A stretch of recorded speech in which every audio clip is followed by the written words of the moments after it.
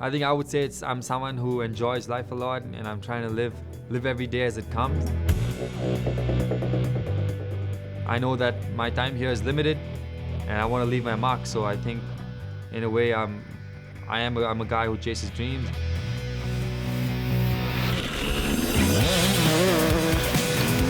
Chunchunguppe Shivashankar Santosh, or CS Santosh for short, is a pioneer in the world of Indian motorcycling. He's the country's best off-road racer who's won numerous titles, including 6 national championships. To get the lowdown on the 31-year-old, Transworld Sport journeyed to his hometown of Bangalore in southern India.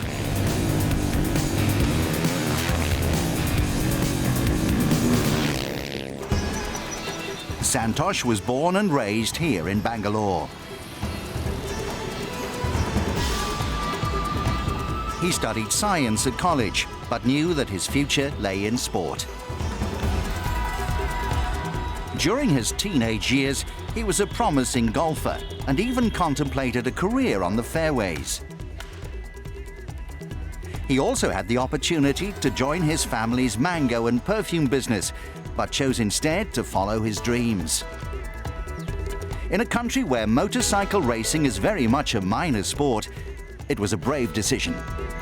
I think for me, I have a very short attention span, so I've always jumped from one thing to another. And like I played badminton or tennis, and then it was golf. I actually got bored after a certain point, and I know that when I tried the motorcycles, I knew it was something that would stick, and it always kept me interested, and it's something that I look forward to do every day, to go out and ride my motorcycle. Since those early days, Santosh hasn't looked back. During a decade of intense racing, he's won every major motocross and supercross trophy in India and Sri Lanka, becoming the highest-ranked Indian on the Asian circuit. In 2012, he took the rally world by storm when he claimed victory in the raid to Himalaya on his debut attempt. All the more impressive considering that it was his first race outside of the shorter, sprint-based motocross and supercross formats. Set over 6 days and covering a distance of 2,200 kilometers, the raid to Himalaya is considered to be one of the world's most difficult rallies. And the win helped open a new world of possibilities for him. I think I always knew that I had it in me to win an event like the raid. It's just that I don't think a lot of people believe that I could have done it, because it's the first time out and I've never been so far up in the Himalayas and never ridden in terrains like that. It was really, really hard. But when I did win it, I enjoyed that success a lot, because it's something that I wanted to do and prove to people that I wasn't just motocross, supercross, that I actually had the temperament to actually ride cross-country rallies as well. Determined to earn his place amongst the world's elite, Santosh entered the cross-country rallies World Championship in 2013. Featuring the sport's best riders, it offered the Bangalore man the chance to both test and hone his skills. However, it didn't all go according to plan. At the Abu Dhabi Desert Challenge, Santosh suffered a freak accident when his bike had an electrical short and engulfed him in flames. The resulting third-degree burns to his neck and hands meant that he had to undergo multiple surgeries.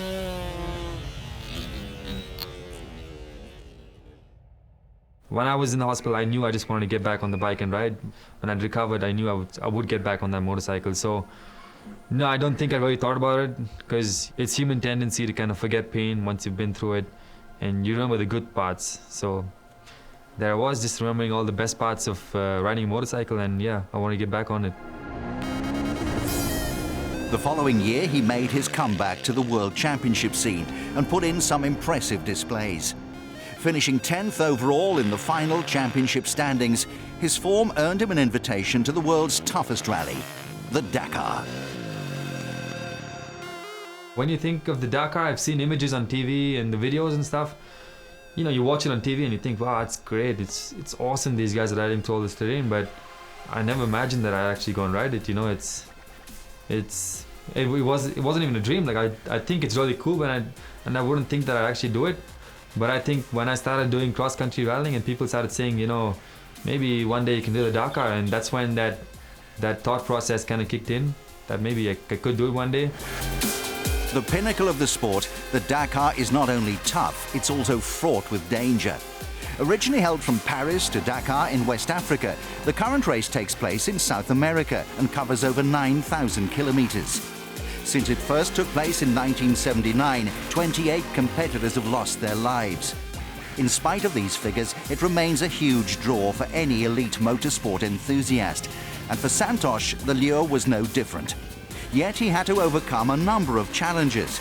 Despite being his country's leading rider, he didn't have any major financial backers or a factory team behind him. To enter, he had to rely on his family and friends to help raise the 6.5 million rupees required, which is around 100,000 US dollars. You know, in India, motorsport is in its nascent form, and even though we have Formula 1 and all that, it's still relatively unknown. So when I had to approach companies and sponsors, it was really hard for me to explain to them that I have what it took to finish the Dakar, and I think for that it was really, really hard, because at the end of it, we had to kind of do it on our own.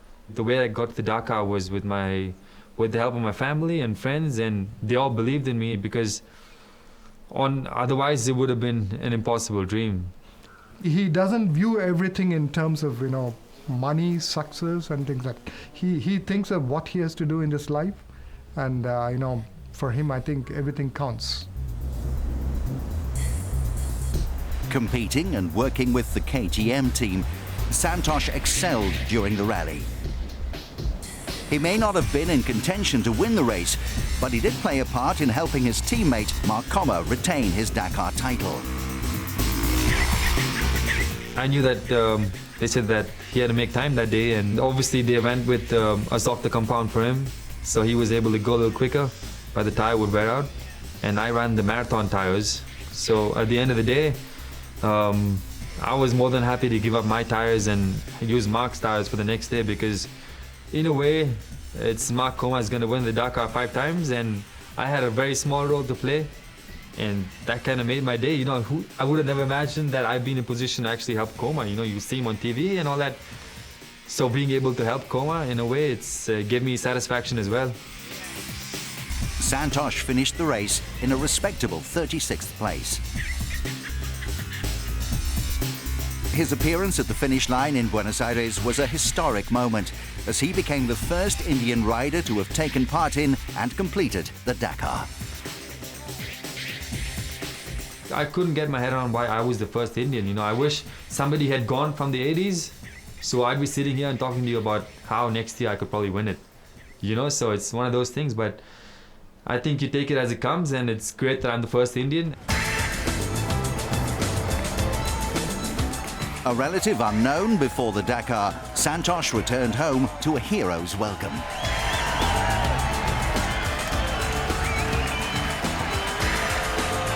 See, when he went to Dakar, it was only me and his mother, Kala. We both took him to the airport. And when he came back, there's a huge crowd. And even as he's racing there, we would get phone calls from everybody, and then on the internet, everybody is talking to everybody, and then, there's a hell of a lot of support for him. It was mind-boggling. CS Santosh, when I came in to see all those people, it was hard for me. It's like, I think about it and I can't believe, because in a way I was able to share my success with them, and just to see all the guys just relate to me and talk to me about how they followed me every day, that's the best feeling ever, because it was like they were there with me emotionally and physically. And I have with me a very, very interesting guest in the studio. He's the first ever Indian. His exploits in South America have meant that Santosh is now a man in demand. When Transworld Sport was in town, he was a guest on Bangalore's Radio 1. He's also had the honour of ringing the opening bell and giving a motivational speech at the Bombay Stock Exchange. Based in Mumbai, it's the oldest exchange in Asia and is one of the fastest growing in the world. An opportune place for him to meet potential sponsors and mingle with his growing legion of fans. Before this, I was chasing a lot of people, just for them to write stories about me and help me to get a little bit of press and mileage so I could get some sponsors. And now that I'm back, everybody's chasing me. I know how it feels. I feel like a rock star. So, I'm kind of loving it. And I think a lot of companies as well the ones that I've approached before and they didn't really respond. Now they see that the potential that there is, you know, with an event like the Dakar and with someone like me.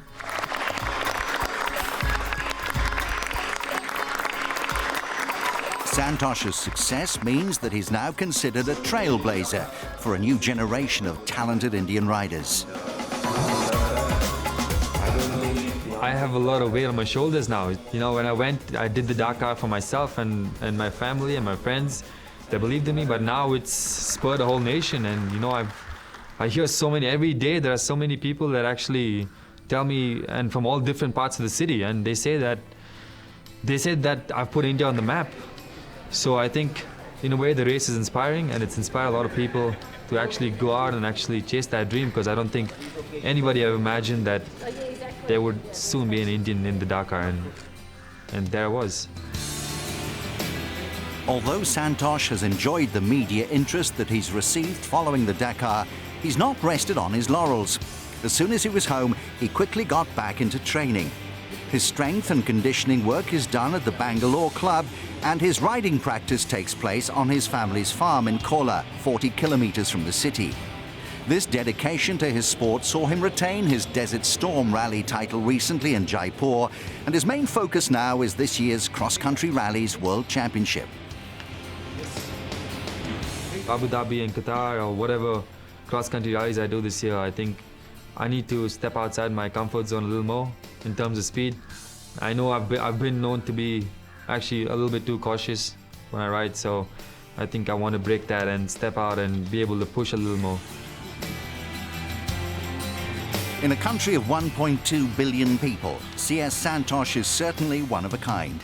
He's a champion rider without a factory team. He still has debts from this year's Dakar, but he's already planning for 2016. What the future holds for him remains to be seen, but there's little doubt that this man will continue to be a pioneer for Indian motorcycling. I always had a tendency to want to push my own boundaries, so whether it's challenges or what I could or couldn't do on a motorcycle or on a bike, I always try and address that and try and do better or try and challenge myself. So I think that's what really drives me.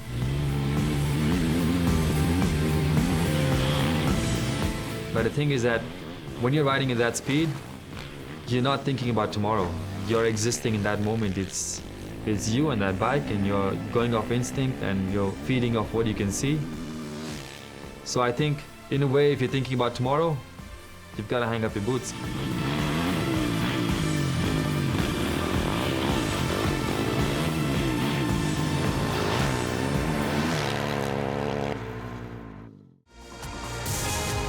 Subscribe now to our YouTube channel for the very best of Trans World Sports.